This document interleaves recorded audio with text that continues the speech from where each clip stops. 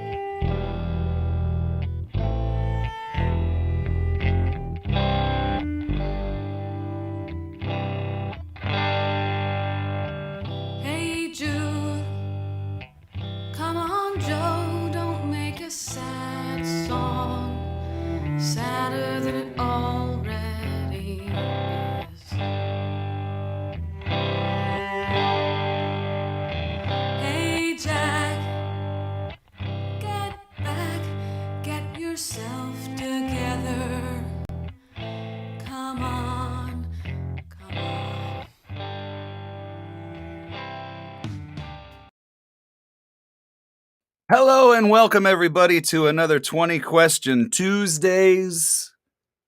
It's morning for me here on the Pacific. It's still musician morning anyway.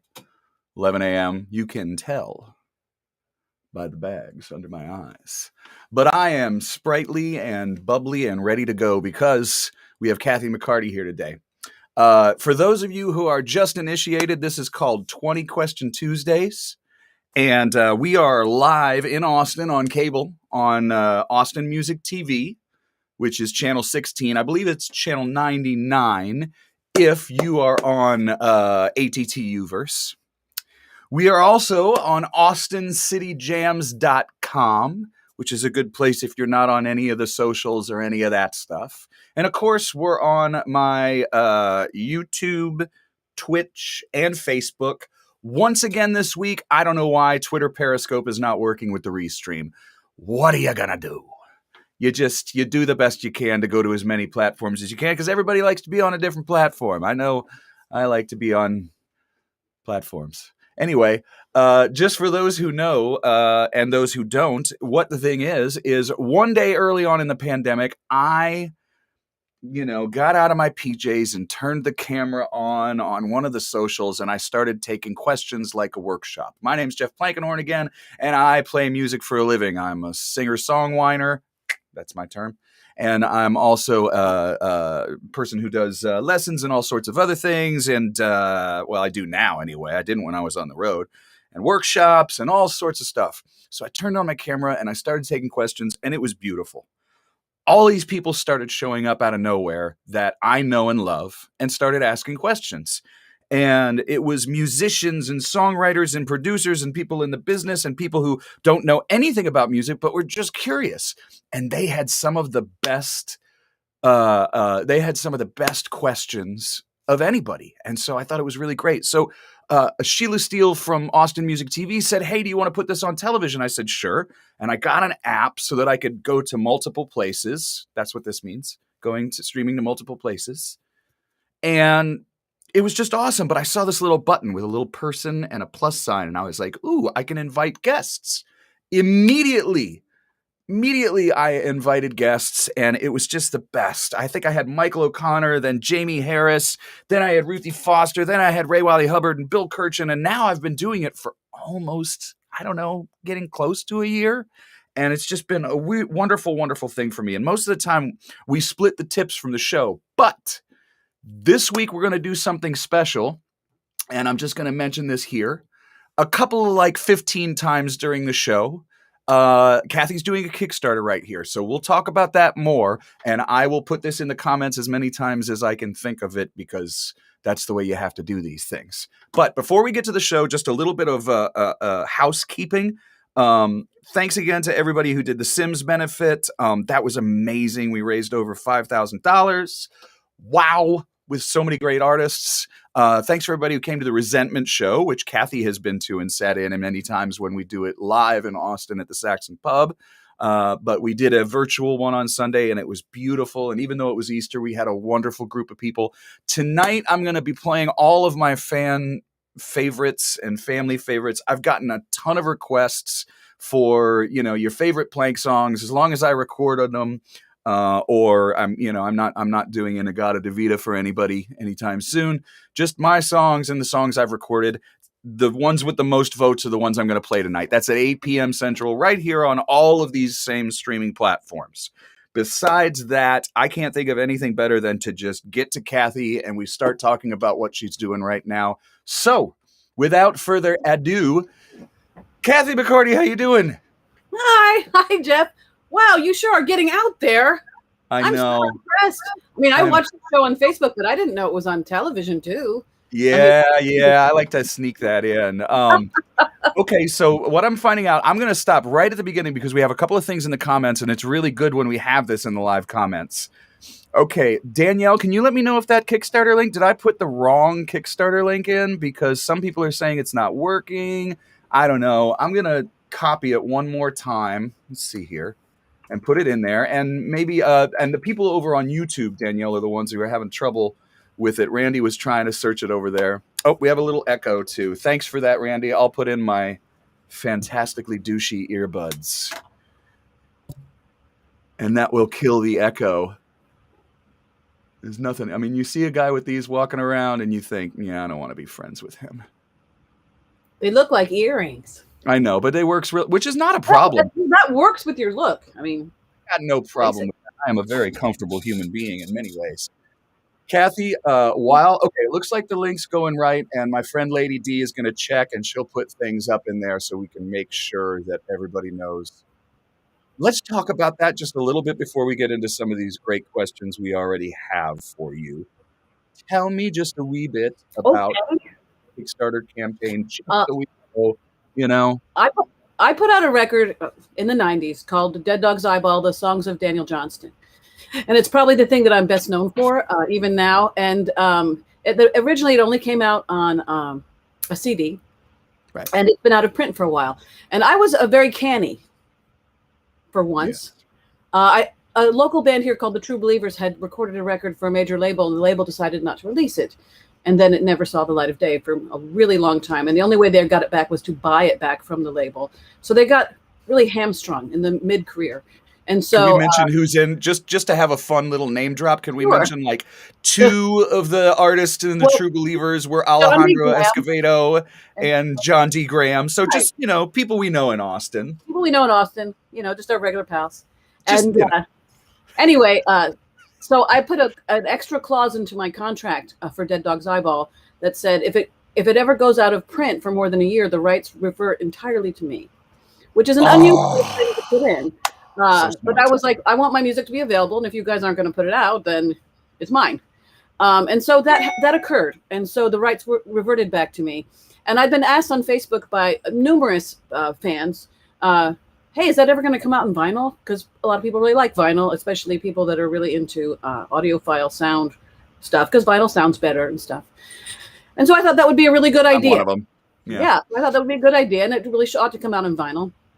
And so Brian and I spent like a year getting this ready because it's an audio file. Brian Beatty from Glass Eye, my producer, my best friend. Anyway, he said, well, this record's been out for a long time. So what we have to do is we have to make it better, like the best version of this record ever. And so we had it mastered by, I'm spacing out on his name for a moment. That's okay. Yeah, it'll come back. Yeah, we had it mastered by the most famous mastering guy that ever lived or something. And it cost a lot of money. And he's a guy that he picks. He decides whether he's going to do you or not. Let me just hip for the people who are listening. When we talk about mastering a record, basically the easiest thing you can think of is it's the last step that makes a record cohesive and makes all the songs kind of feel like, how you hear one song from a certain record that you love and then you hear another song and they sound like they fit, and mastering kind of takes all the highs and lows and kind of smushes them in a beautiful way. And then the other thing that's really great about mastering something is remastering it for vinyl is essential. You can't take the files and you can't take the tapes and you can't take the music and just go, oh, just move that over here. It's a real serious process, and it's one of the things that I think really makes a record. Like when I started getting really better mastering, that's when I started getting play on radio stations, because mastering was really a big thing. Because what would happen is a DJ would say, hey man, this sounds great on the radio, and it's mastered well for this. And, maybe we'll even kick it over to Sun Radio and Susanna Chaffel, who likes to do vinyl shows and stuff like that when your stuff comes out, because that's specifically vinyl still sounds great on radio. But anyway, I just wanted to just jump in with why mastering's important. Yeah. Well, I remembered his name. It's Joe Gastwort. Oh yeah, he did my Sleeping Dogs record. Yeah, Joe's incredible. He's a golden-eared guy and stuff. And and then we had a lacquers cut by a guy named Kevin Gray, who's like equally sought after in that world, and it's going to be pressed up at Quality Record Pressing, and it's a double album because it's a rather long album. So that's going to cost a fortune. It costs a fortune. People, let me mention that too. I've been at many shows and people have said, "Don't you have vinyl?" And I mean, and sometimes I try so hard to be patient because I'm like, don't you know how much that costs? Yeah. You know, and it's like, I really wish I had all my albums in vinyl, because I've had everyone ask for each one, Yeah. you know, and I've had small printings, but that's why I think it was also great for you to do a Kickstarter specifically to pay for it, specifically to get it on vinyl. I mean, I started the process because it takes a really long time to make vinyl. So I started it on my credit cards. So, I mean, I'm in line. Yeah. I'm waiting to get pressed. But at the moment, the pressing lines are really long because of the shutdown. Because not because the plants were shut down, but because every musician in America is making a record because they can't play. So Yeah. I'm in the same boat. So I'm not mad about it. It's just kind of like going to take a little while. But so anyway, this is a really collector's item, audio file, unbelievably mind-blowing. You'll have an orgasm and also an LSD experience. Of course. Well, I have that just from the cover, you know. I wanted to ask you a little bit about that artwork behind you. But you know what? 20 Question Tuesdays is always about the people who are watching. Okay. What I love about this particular thing that I stumbled into that's really fun for me is that their questions are great. Okay. And I'm going to tell you right off the bat why the 3 questions I have to start with, and I'm sure we'll get a bunch more as we're going along. They're all great. Okay. So first is from my friend Kate Howard. I don't know if you know Kate. She's the Austin Word woman. And she always asks really, really poignant questions. And I really appreciate it. She sends them to me first, everybody, too. So you can send those questions to the Facebook group or to my email or anywhere you want. And then won't have to type them out during the show. Kate Howard says, "Hi, Jeff." Hi, Kate. I have a question for Kathy. I was intrigued when you invited people to Lydia Street Gallery while you were painting. She said, if there are people in the room when you paint, do you converse with them, sing to them, or simply allow them to bask in the process or presence of your genius? That is, observe your process. But what a great question is, you know, when you were there and when you were doing that and when you do such a thing where people are around while you're doing it, are you comfortable speaking with them, or what's the deal? I'll tell you about it. The lady who runs the gallery, it's a new gallery that just opened. I'm in the second show that she's put on. She really loves process. Like when I was working my painting, she liked me to send her pictures of like, well, here I'm roughing it in now, and you can see I put the colors on. And so she's interested in that in general, and she asks all of her people she shows if they'd like to come down to the gallery and be artist in residence and let people see art being made.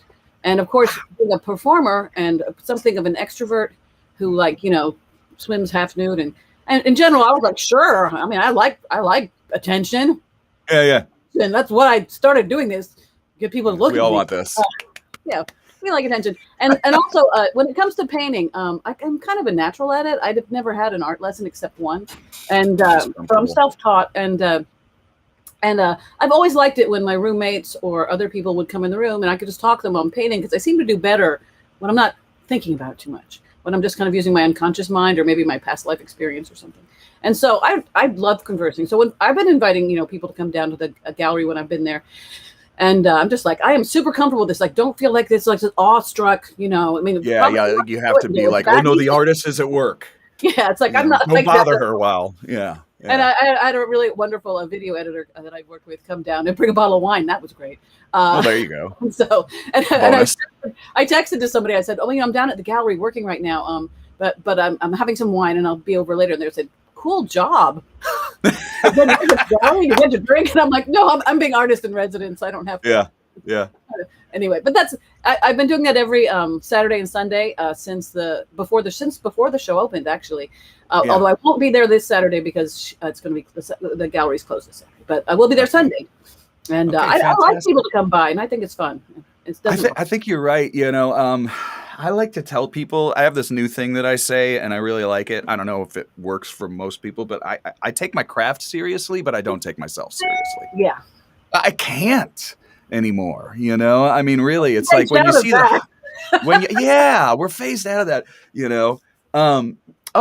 Randy Dees asks, can the vinyl Kickstarters also get a digital download for us turntableless people that will back it anyway? That's a beautiful thing. I know that some of us get T-shirts and stuff like that. And is it available in the old format anywhere online right now? Well, let me tell you, if you go Please. to any of the live, you'll get the old version, not the new version. Right. And I'm Oh, going to be okay. taking those So it old won't be as versions well. down. I'm going to be taking those down at some point. I mean, or getting the people who have them up. I think Bar None still has one up. So my old label. So when we got it mastered, the mastering cost $5,000. Why was it so expensive, Kathy? Well, because we got it mastered for all three formats. We got it mastered for vinyl, which is what we're doing now. I got it mastered for CD, and I got it mastered for digital download. So if somebody wants the files from which already exist for the digital download one, totally, you can get that instead. No problem. Oh, I love that. Okay, Randy. So there's your answer, and a great But I'm not answer putting it them is. up on like Spotify or anything until I've moved as many units. Well, that's wise, and a lot of people have taken that approach, especially those of us who aren't on major labels and stuff. And because there's just so many people out there that want, like I've noticed on various platforms like Bandcamp and CD Baby and things like that, I have a lot of people who say, I heard such and such, and then they go pay for it, and I'm like, oh, you are the most wonderful person. You have just made my day because you paid for the music.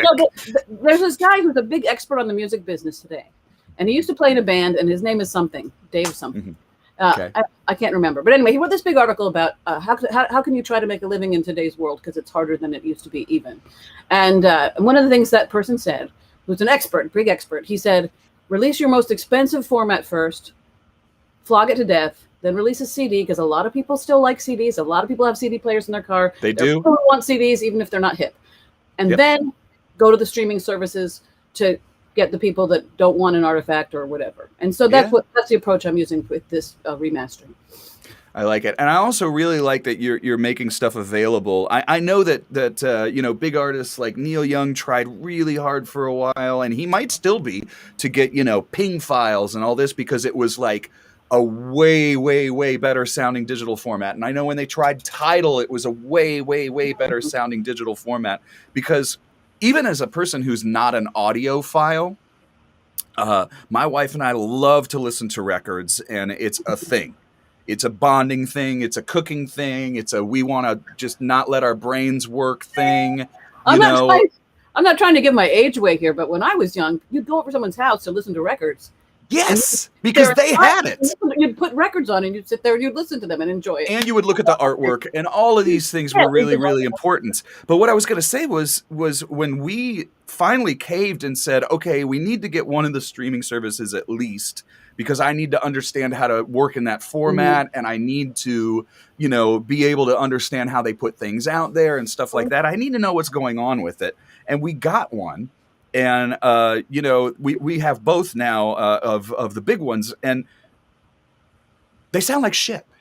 Oh, really? I mean, basically, honestly, Kathy, doctor's offices. I don't have super, super great ears, but you notice almost immediately that the sound is smushed and compressed and tiny little files, because that's how they can get it to you so fast.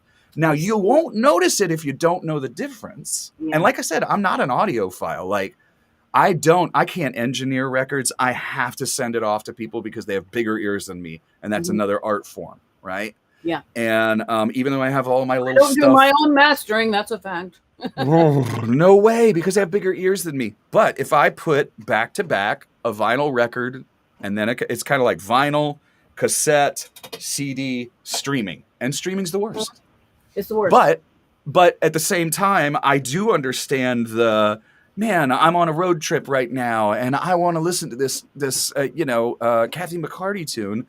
I love that it's available to me. I do like that. I just wish they took a little better care of us. That's all. Yeah. That would be nice. And always. Right? It would be nice. Okay, so I'm going to take a little bit of a left turn, and please, everybody, if you have some more questions, because obviously Kathy is a wealth of knowledge, and if you have some, otherwise I'm going to ask my questions, and I'm kind of boring, and I'm a little too talkative. It's who I am. I too like to talk. Yeah, I'm a nervous talker. Everybody here. I had Malford on here one time, and somebody was like, in the comments, they go, "Interviewers talking too much." And I was just like, okay, well, sorry. And Malford was like, yeah, man, that's why we love you. G. Hollis Humberson, I love this question because he comes on and gee, I'm pretty sure that you've asked this before. He says, "Who is the greatest musician, performer, or band you have sat in with or played with?" And he wants to ask both of us, so I'll jump in there first. Um, that's a really tough question because like I try really hard. Like once you get on stage with somebody, you're kind of on their level. You know what I mean? Like if you end up on a stage with somebody, they're probably your contemporary, whether you know it or not. You don't feel that way when you get there, but that's the truth because you made it to that stage. But I could tell you some of the main performers that I've loved playing with have been in sideman situations when I was playing. I was pretty in awe of Emmylou Harris when I got to back her up on like 3 songs a couple of years ago in a backing band. That was a life changer for me. I got to play a little bit of pedal steel and some telly on some classic tunes when Susanna Clark was being inducted into the Texas Songwriter Hall of Fame. That was a big one. Of people that I know and play with, I mean, you could put them all there. Willis Allen Ramsey, Ruthie Foster, Eliza Gilkison, Slade Cleaves, Ray Wiley, Joe Ely. Every single one of the people I played with, I would freak out sometimes on stage because they were so damn good. And as far as musicians, the drummer Brandon Temple, the bassist Yogi Musgrove. I always at Resentment's shows freak out about playing with Scrappy Judd and those guys. I always looked like Scrappy was the guy I looked up to when I came to town. I was like, can I please be 1/10 as cool as this guy, please? It took a year before I got comfortable in that band. Maybe a 10th. I'll take a 10th. 10th the coolest Scrappy. So same question for you. Do you have, moments? Well, there were 2 things came to mind immediately. At first I thought, I'm not a sideman. I'm not a guitar slinger, except for myself. And so I've not been asked to play guitar with luminaries such as you've just rattled off. But you sit in. I did, however, share a stage and sit in with these 2 bands, Richard Thompson and the Chieftains. Oh, okay. Could you tell a little bit about either experience or maybe a little bit about both? Because I heard Richard Thompson was coming to town and I wanted my band to open for him because I wanted to meet him because he was my hero. And so I pressured the promoter, who happened to be the guy who ran the back room, which is very strange, which is a heavy metal club. And for some reason he was putting on Richard Thompson, solo guitar or whatever. And so he said, I would love to have your band, because my band was popular and Drew. And he said, I'd love to have your band open the show, but you're electric and he's doing acoustic, so you can't do it. And I said, we will learn how to play acoustic to do it. And we did. We made all of our songs. We learned how to do them on piano and stand-up bass and acoustic. We learned how to do it all acoustic. And then we did this wonderful acoustic show. We only did it a few times. I mean, we should have probably kept that in our toolkit going forward to play certain venues like the Cactus or whatever. But so I got to meet Richard Thompson. And he was so nice to me. And of course, Rich wanted to meet him too. And I said, well, I'll have Rich play as a player in our band on one song. And I don't even remember which song it was, but we had him up to be a guitar sideman so that he got backstage. And there's a picture hanging in Rich's studio of me and Richard Thompson and him like backstage hugging. And me and Rich are like 23, or something. We're so young. It's really funny. So that's how that happened. And then the Chieftains came through Rich too. I think that I think he got in touch with me to saying, hey, do you want to, sing a little bit with the Chieftains? And I was like, yes. That's one of those things, right? Doing it. I remember it was a song that I knew because Rich and I know a lot of the same songs. I don't know if you know this, but Rich Brotherton and myself, our ancestors came over to America on the same boat and probably knew each other. And wow. Our parents our fathers were in basic training together in Augusta, Georgia. So so for those who don't know, I'm going to mention Rich Brotherton because Rich is one of those cats in Austin that's a little bit of an unsung hero. Many people know him as the guitar player for, 15, 16, 17 years for Robert Earl Keen. But there's a long, there's so many other musicians. What's that? He's a huge star in Ireland for playing Irish. He is, and he's also in ULA as well, doing the Irish Invasion stuff right now with Pat Byrne, and he plays bluegrass brilliantly. He comes and sits in the producing. I've been on records that he's produced, and and so it's really, really great that you mentioned somebody like Rich. What that song that you played during your intro, Desperate Man Blues? That's Rich on guitar, and he arranged it for me. Okay, perfect. Back in the 90s. Perfect. Now, remember in the intro when I was talking about the guitar that was kind of grumbly, and I was like, I don't know if you noticed in the comments, I was like, is that John D. Graham?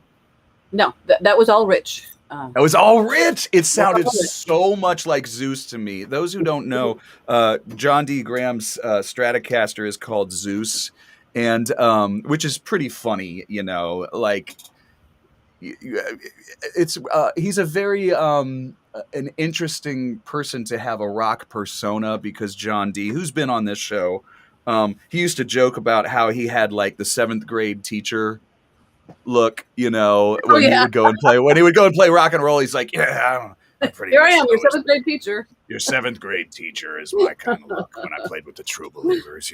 I can't do his voice at all. I've never really tried to do John D. But anyway, I heard this, and it really, really sounded like Zeus to me. I was wrong. It was Rich Brotherton. It was super cool. Unless it was the second song, in which case it was me. Oh, okay.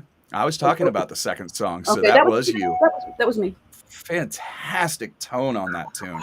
Anybody who missed it, go back and listen. For those of you who are just joining us, this is 20 Question Tuesdays, where I take questions from the audience on various socials, and then I ask my guests these questions because you guys come up with way cooler questions than I would, and I love it. Kathy McCarty is our guest today. And for those who are watching on television, I'm just going to put this up. You can find about the Kickstarter to put the songs of Daniel Johnston that she recorded many years ago onto vinyl. That's how you find it. Yada, yada. Boom. There it is. Or you can go on to one of my socials and see where the links are to get to the Kickstarter. So I want to interject at this juncture that for people who do not want vinyl, there is a cool limited edition T-shirt that is only for backers of the Kickstarter, and it has a unique design, a drawing by Daniel Johnston that only me and his brother knew about, and so it's very, very, very cool. So you can get a T-shirt if you don't want the vinyl. See, now that's enough right off the way too. You mentioned when I backed, because of the fact that I'm in Canada right now, and I know it's a pain. One of the hardest things about doing a Kickstarter campaign is understanding the money that comes in versus what you give to people. Mm-hmm. Because what happens is you end up with this monumental thing that you're doing yourself. Mm-hmm. Like I would go to the post office and they would open up early for me. And I don't know if you know this, but if you go to, if you call your post office and say, hey, I've got 50, 100, 400, whatever things, they'll open up early and have an appointment for you. Mm-hmm. And your post office, helpful information. It is so helpful. And I would go in like an hour early, and they would love it because the person who worked there got some overtime, mm-hmm. and we didn't clog up the line. We were done by the time people were coming in. Yeah. And but back to the thing about the Kickstarter is that, you think about the cost of a T-shirt, you think about the cost of mailing, and then you think, okay, and I still need a little bit of this to actually go to the project. It makes it tough, So myself being in Canada right now, I was like, okay, I'm just going to donate. And you sent me a little message, and you were like, hey, I think you get a T-shirt. Give me your size and send it. I will get it when I come to town. Okay, I'll hold it. Then you don't have to send it. Then you don't have to send it to Canada, and you don't have to worry about it now. So and for my Canadian people here, yeah, I've been contacted by people in the UK and Canada. Because my Kickstarter says it only ships to America, and it does. And just saying, I really want it. When do you think it'll be available here? And I've said, I'm totally willing to send it to you there. It just you have to pay the extra postage. And on Kickstarter, it's built in. You can't. And I'm not going to make everybody pay a huge amount of postage. I'm just going to make them pay what it actually is. I hate it when people charge me extra for postage. I mean, it's bad enough when you're just paying the actual postage. I know. So, I know. Anyway, so you can get it sent to those places. You just have to message me over. Message me through the Kickstarter or whatever and say through the Kickstarter campaign. Let me know what the postage is, and I will pay it. And well, maybe I'll do that. I don't mind paying a little extra for postage to get my T-shirt now. Because for England it's like $20, so it's like it is. Yeah, and I remember I had a lot. I sent a lot to Japan, and I sent a lot to the UK and Netherlands, and those were ones where, my first Kickstarter campaign, I really learned my lesson. of Oh, no, wait a did you not second, put- I need to charge Okay, just a I'm little bit more for worldwide. postage. I was losing money, but I was gaining fans. So you gotta look at it how you look at it. So Steve Young asks this question, and I'm gonna say it in all seriousness. How are you feeling? I feel tired. Yeah, I'm very talk to me. tired today. I've had a really killer 3 weeks. I mean, I'm happy about it, but I had like Sure. a major art opening, and then I did a concert, and then I did doing the Kickstarter, and I'm also in school. I'm taking a class, and I'm writing a book, Oh. and I know it's been especially hectic lately, and I'm getting vaccinated later today. Oh, I'm yay! planning to Everybody, take please, tomorrow please, please off be because vigilant. I'm taking tomorrow off, so in case I feel lousy, because some people do. Yeah, in case you feel yucky. I want to. Can we just touch on a couple of those things while we're waiting for a couple more questions to come in? Tell me a little bit about the book that you're working on. Well, I've always wanted to write my autobiography, but I also was under the impression that I would be much more famous than I am, and that there would be a thirst for this. So all my life, since I was in high school, I've been keeping notes on my life so that I'd be able to remember it. And at a certain point, I thought, well, I wanted to get health insurance, and I didn't have any because I'm a musician. Yeah. I live in Texas. So Yeah. I heard that if you took a class at ACC, you could get student insurance, no matter your age. And I was like, that's great. And so I signed up for a class. It was totally true. I got platinum insurance for $200 a month, which is really good. So I thought, well, if I'm here at school, I'll learn some things I want to learn. And so I took a Photoshop class, and I learned how to do that a little bit. And then I saw there was a memoir class, and I went, well, I've always wanted to do that. I'll just take that class, and maybe I'll learn about what I always intended to do. And I'm getting older now, and I've lived a lot of my life. I've had things for that now. And so I took the class, and I did, the writing assignments and so forth. And then later on, I was proud of some of them, and the professor thought they were publishable and good and stuff. And so I sent them to some of my friends, like, hey, read the thing I did for school. And I sent them to this one friend of mine who used to be a literary agent, and she said, I can sell this. Oh, really? If I finish this book, I can find a publisher for this. The world needs this book. It's so good. I love that. And so I was kind of like, I don't need much arm twisting. I wanted to do it anyway. And so I just, when the shutdown happened, it gave me some time that I wasn't out at clubs drinking and listening to you play. And so I just buckled down, and I wrote 100,000 words. And I guess that's a lot. I kind of felt like, oh, I'm probably half done. And then someone said, how many words you have? And I was like, well, it's like 100,000. And they said, you're done. I was like, I haven't yet. So, and so the book just kind of takes me from like childhood through meeting Daniel, because I wanted to get him into it because he's probably the biggest rock star that I'm acquainted with, Yeah. to write about it. Well, that was something else that I wanted to touch on through these questions. And we've talked about how this vinyl album is the songs of Daniel Johnston. Now, a lot of people unfortunately find out about folks posthumously.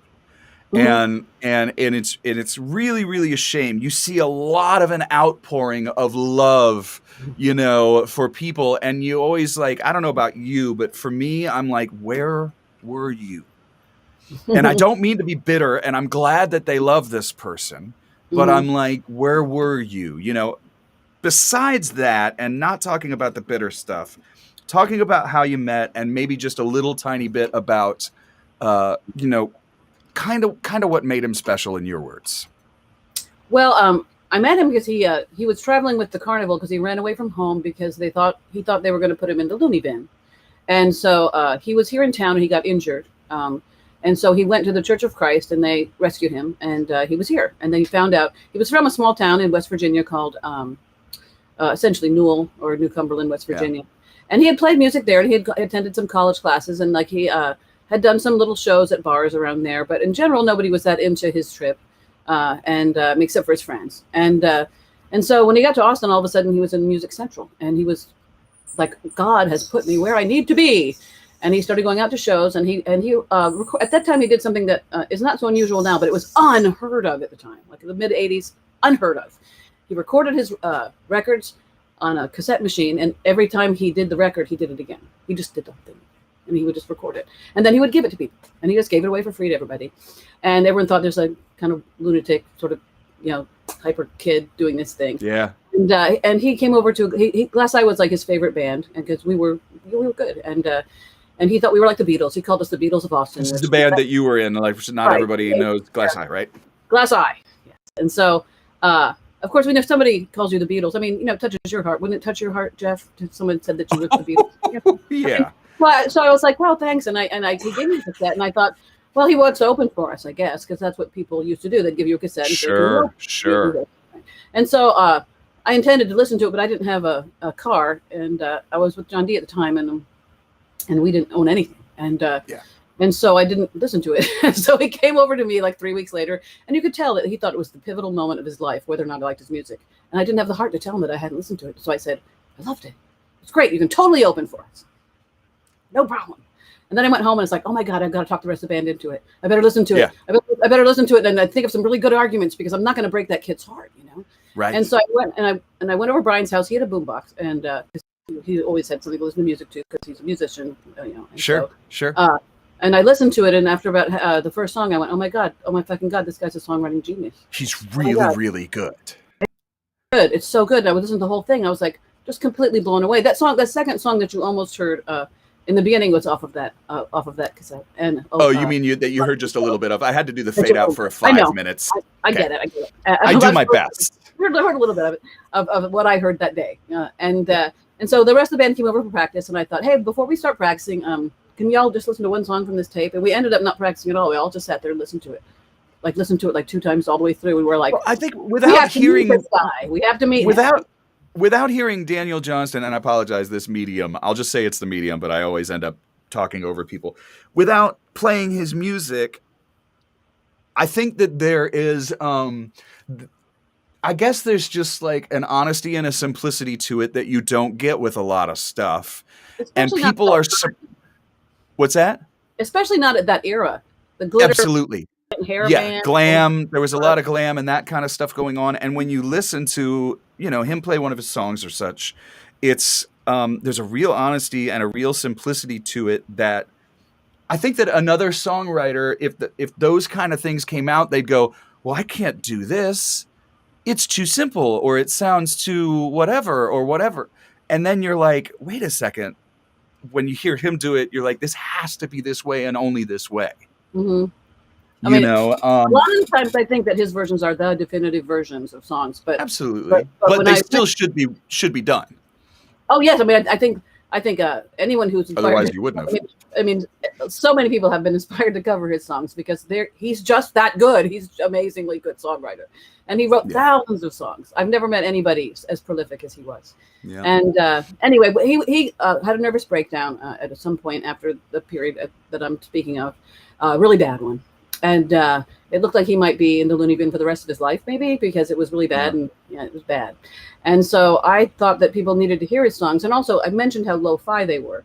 There's a guy sitting in his apartment playing like broken instruments, singing into a cassette machine. I mean, so it was piano, really, little guitar, right? No, but it wasn't even some piano on some of them. Oh, really? Okay. He didn't have a piano, I mean, he did it in West Virginia for some of his older recordings. He used to record them in the basement. Just with little, those little flat cassette machines. You press the buttons. I do, yeah. And so I played some of the songs that I liked for my mother because I was like, I've met this amazing songwriter. It's so cool, and blah blah blah. And she was like, I can't listen to that garbage. She goes, it's just horrible sounding. It's horrible sounding. So I realized because of the quality. The quality, the audio quality, and the performance to a certain extent. And we hear past that. We're songwriters. I mean, he always hooked up with songwriters first because songwriters would listen to the song because we're songwriters. That's our focus. It's the lens we see everything through. And so I realized that not everybody's a fucking songwriter, Kathy. Like maybe you could record these in a way that your mom could actually hear that it's good. And so that was kind of my lodestar when I made when Brian and I should say made Dead Dog's Eyeball. Was I wanted to make versions that would work for people who weren't musicians or songwriters, people just regular people who like a good song. And so, and also to a certain extent, I tried to do what I think Daniel would have done, what I imagine he would have done if he'd had the tools. I mean, if he had a producer and string section, and the things that he didn't have access to until much later in his career. I want to say also it's interesting too because I believe that 10, 20 years ago, people would say similar things about Townes. Or even sometimes people would say these things about Dylan. They would say, They would say, I don't get it. But then they would hear somebody else do the song and they go, that's an incredible song. Where did that come from? And you go, it's Dylan. They go, that's Dylan, you know? And because they have this sort of like weird pop radio, it needs to be pristine if it's on a record. And a songwriter tends to just not give a shit. We want to hear what the song is. You want to hear the song. You know? Richard Thompson pulled his live record because he didn't like the way it sounded. And I'm like, that's my favorite one, man. And you're like, come on, man. Yeah, that's another thing, too. But I do find that there are some people out there that appreciate live records. And there are a lot of times the people who are like Austin people. We're lucky. It's a mixed blessing in Austin because, when I'm in Austin, of course, because people love live music there so much that we can go out there and try new songs and try and go through another section and mess around with stuff and hey, let's do this. And the audience is like, yeah, oh, I see my friend is here. Come on up and do a song. You know? Yeah, come on up. Let's just mess up this song, you know, whatever. And they like it. And then we go to another town and people are like, what the hell are they doing? What are they doing up there? Like, I didn't pay to watch him do his homework. You know, I didn't pay to see this. They're up there discussing what the next song is, you know, like, and you know, I'm getting in trouble for tuning on stage in this town. Yes, tuning. They go to other cities and they're like, "Are they fucking tuning on stage?" It's like, like we can hear what it sounds like. But that's like a no. You don't. I know. But it's really interesting, you know, that and I will say Austin and Texas in general, there's such a love for the songwriter that it does come through sometimes. But it's funny when you see like, you know, tech people come to Austin and they go to like a place like the Saxon for the first time, or they go to Antone's, they go someplace. It cracks me up because I see these tech people come in and they're all ready and like, and then they're just like, they're confused. They're confused at the Continental Club. They don't understand a James McMurtry show. They don't understand, you know, and don't get me wrong. Well, that's not a good example because, you know, it's a show. So like, I mean, it's a mixed blessing though, that we can do that in Austin and try things out. And that's why bands, you know, evolve over time and stuff in Austin, but it's a mixed blessing because we go out of town and people just don't get it. They don't get it at all. Here's the thing that happened to me. I grew up playing punk rock in Austin, and playing in a punk rock band, and then playing in a New Sincerity band, sort of. Yep. I mean, we were sincere. I believe that whole movement was named after me, by the way, because I'm very sincere. And, nice. And then I went on my own, and I put out Dead Dog's Eyeball and stuff. And there was all throughout that entire era. If you had a new song, or like maybe we're hungover, I don't know, you could go up and you could suck, and then like the people that were there would see that they didn't care because they love you, and you'd kind of suck, and then you'd be like, oh, it kind of sucked, but it's okay, you know. I took a hiatus. I didn't perform live for a number of years. And I came back, and everybody was great. Like, everybody was perfect. Like, everybody played guitar like as good as Rich, practically, and everybody sang as good as Michael. Like, what happened? What happened? This didn't used to be like this. And you know what happened? YouTube happened, because every time you play, somebody's filming you and putting it up somewhere. So everybody up their game really a lot, because I got some things put of me. I was like, I'm just gonna like learn how to do this on stage. No, it's can't difficult do that to the extent now that you used to be able to. That's a really, really excellent point of what it does. I mean, when you have to get good. Yeah, as soon as you said that too, I thought, well, you know, most of the people who learn now also. Oh my gosh. Instead of like me dropping the needle on the middle of a Hendrix or the White Album and trying to learn a lick, and then moving the needle back and me trying to learn a lick, any song I want to learn, there's somebody explaining it on YouTube. Anything. Like anything I want to learn. Oh yeah. Anything I want to learn, I can just go, okay, well, if I want to learn the chords to Don't Let Me Down, or don't, you know, or whatever, it's there, you know, and I can find it. And so I think that's really, really, really, really great for people who can't afford a teacher. It's really, it's a beautiful, beautiful thing. But it also kind of creates this, as long as they're taking it and putting it into their own influences and then creating something, then it's great, you know. But it also creates a lot of mechanical musicians too, unfortunately. Well, I've had a lot of, you may not be fully aware of this, because I know that I didn't meet you in my early career, but I'm something of an idiosyncratic guitar player, and a lot of people can't figure out what I'm doing. Those are my favorite kinds, including Rich and John B. It's one of my favorite memories of my life is Johnson trying to figure out when I first met him, trying to figure out what the fuck I was doing on guitar, and he was like, "Tell me again." Anyway, so I've had some people ask me to do that, to make a YouTube of like, what are you playing on Hoedown? Like, what are the fuck are you doing? And I've done a couple of those, and that must be why. But I thought it was kind of odd. All of a sudden, I was like, oh, are people actually that interested in my guitar? Yeah.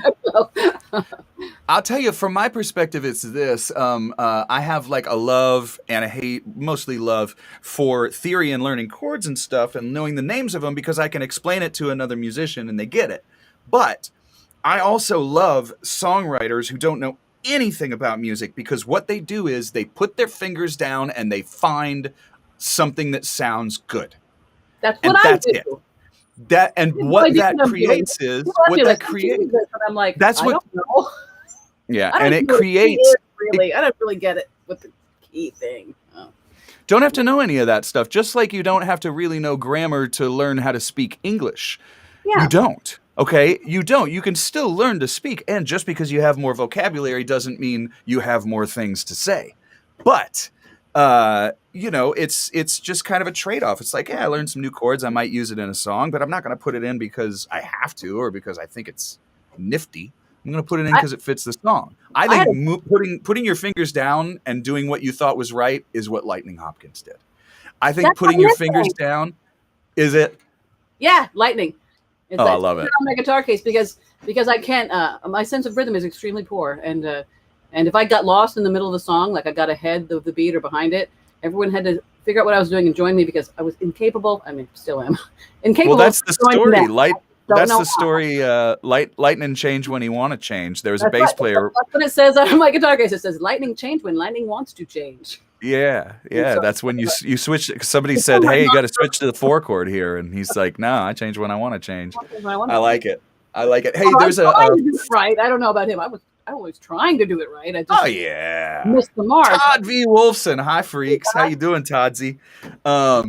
I'm glad you're here. Man, Todd, I miss you, man. I haven't seen you in over a year since I've been pandemicked up here in Canada. Nice to see all these people. We're on 20 Question Tuesdays. We got about 15 minutes left. We're taking questions from the audience for Kathy McCarty. She's got the Kickstarter campaign, making vinyl of the Songs of Daniel Johnston album from way back, getting it all together. We'll put that link in here. Let me put that link in there one more time. Boom. And let me go back to this question because it's kind of fun. Where is it? Oh, Kate Howard. Kathy, given your face blindness, how is it that you're able to recognize me even when I'm not wearing a hat? Well, probably with Kate, it's probably her stature and also she's often at the same shows I'm at, so I know that it's her. Yeah. And also she does wear a hat. Frankly, she is a chapeau kind of gal. You do. I knew it was you because the only woman in town wearing a turban, and I'm like, hey, this is working for me. People recognize me, you know. Do you visit haberdasheries, or do you just kind of like? Is it more of a thrift shop kind of thing if you're going to get turbans? Oh, what happened to me was I was really bored in the studio, and I was wrapping the scarf around my head and taking amusing photographs of myself and putting them on Facebook. And then I kind of thought, this looks better than my hair. I have terrible hair. I'm like a hair challenged person. I like. Why should I bother trying to make my hair, which always looks terrible, look good when I can just cover it up? And so I just bought a bunch of sarongs and just pieces of cloth that I had around the house. I just wrapped a piece of cloth around my head. Works. I'll tell you, for years, I've been looking for a look. Maybe this is it. Well, it's really I've never had one. I swim for exercise, and so my hair's always wet, too. So not only is it sitting really there, great. It's wet. And so it's like I just walk around. I look like kind of feel like I look like a coal miner's wife or something, just like hair plastered to my head and, By no means. I think you look gorgeous, darling. I think it suits you. I really like it. My husband doesn't like it. He's like, I'd rather see your hair. And I'm like, well, tough shit. Sucks for you. Yeah, you know what? You got to do that. My wife was really, really into me having short hair for a bit, and I kept trying it, and I don't know. It looks good that way. I'm a bit of a mess, so I want my hair to be a bit of a mess. Yeah. Well, I think you're a really hot shit guitar slinger. So when I talk about the hot shit guitar slingers that I'm surrounded by in Austin, you're one of the people I'm talking about. Wow. Thank you very much. I'm trying at 47 to learn to take a compliment. That means a lot. Thank you. You're up there. Okay, so for the people, I mean it really does mean a lot. For the people who are just joining us, we're here with Kathy McCarty, and I mentioned that. I also want to mention, as usual, I want to thank Austin Music TV for having us on the cable channel. It's so cool, and they do a lot for Austin musicians and play videos and have lots of people on. It's a really, really cool thing. If you want to watch on the big screen, it's kind of nice. You can pull it up, but you can always keep doing the questions in the comments and the chats and all that kind of thing. Also, AustinCityJams.com as well, for having a website that we can put it on. So thank you, Kirby, for that as well. All the tips today we are putting towards Kathy's Kickstarter campaign and for the remastering and to put out this record on vinyl. It's a double album. Could you talk to me just a little bit with the double album artwork? Because, we were talking about how when we were younger, we would go and get a record and you'd go to somebody's house because they had that record. Oh my gosh, somebody's got this record. I'm going over to their house. And then you sit there and you listen to the record and you do whatever you do. And you look at the artwork and you start reading every line of the credits and all those kind of things. I like lyrics myself, although I think nice. You can't put it in anymore. We can't afford it, right? I've thought about putting stuff. I haven't been able to since the last vinyl release I made in the mid '80s. So tell me a little bit about the artwork of this. I will also say that a lot of times I would get a record and be like, holy crap, there's nothing, but it's the coolest album artwork ever, so I didn't care. Yeah. Like if it was White Album or whatever, or you'd open it up and you'd pull it out and it'd be in the sleeve.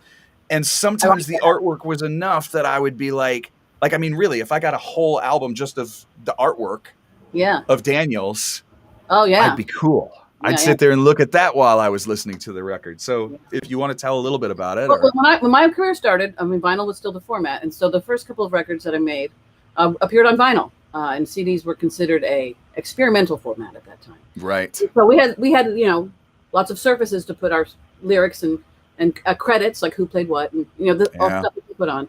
And then the CDs came out, and we were all very bummed about it because the amount of space was so tiny that we had to leave a lot of stuff off that we're used to have on, but then we adjusted and we got used to it, So going back to the vinyl, this is my first foray back into vinyl. It was super fun to have all that room. And so this version of the record has a lot more liner notes, and it has more art, and it was really, really nice to have all that space. It was it took me back to Yellow Brick Road and Elton John. It was like, and it costs, like every line costs because you're going to have to pay somebody to put it in there. And so like I remember working on one of my last couple of records, and they're like, hey, why don't you put this and why don't you put that and why don't you put that, and I'm like, every single line is gonna cost me, and I'm trying, people, but I did 2 successful Kickstarter campaigns for my last 2 records that helped a lot. The first one. Well, one of them happened right during Hurricane Harvey, and a lot of people don't know this, but what I did was the second Hurricane Harvey hit, right in the middle of my Kickstarter, I stopped. I just could not take any money from anyone, and I went to a rich friend of mine and I said, give me a bridge loan. And a person I know that has a little bit of extra cash, and I said, if you give me a bridge loan, I'll still get my Kickstarter money. So keep this in mind also, if for the people out there, if you don't make your Kickstarter money, and I said, you give me this X, I won't lose the money that people donated, and I won't have to ask anyone for another dime. Well, so that's what I did. I've got to tell you something important. My Kickstarter funded yesterday. So I know. But at the same time, I also know that just because your Kickstarter funded doesn't mean that I don't want people to donate to it, because it's usually the bare minimum of what you can do to put something out. And when you go over your Kickstarter, that means more things can happen. It doesn't mean, oh, great, I'm going to go, on vacation. I lowballed my expenses because I didn't want it to wash out.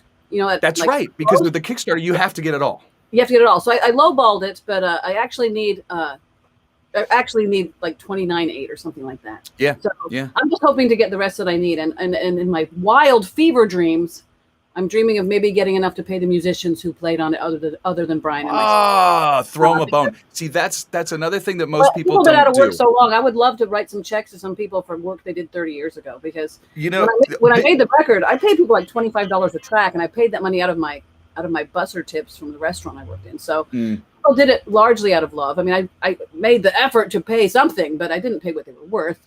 I mean, that was on the cello there. You hear it's John Hagen, and like Rich Brotherton. Yep.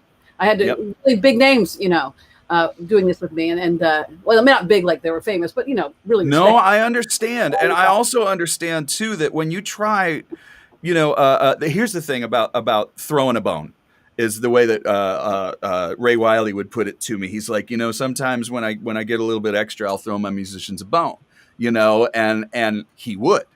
That wasn't baloney. It was like, if something came in, it's like, hey, you're not going to get anything out of such and such that I just got. And I've taken that into work with what I do too, because I feel like a lot of musicians have put their heart and soul into the things that I've done. And so if you get it, you just do a little bit, I remember one time. I'm going to pay them no matter what. It's just that if I get it through the Kickstarter, they'll get it 6 months early.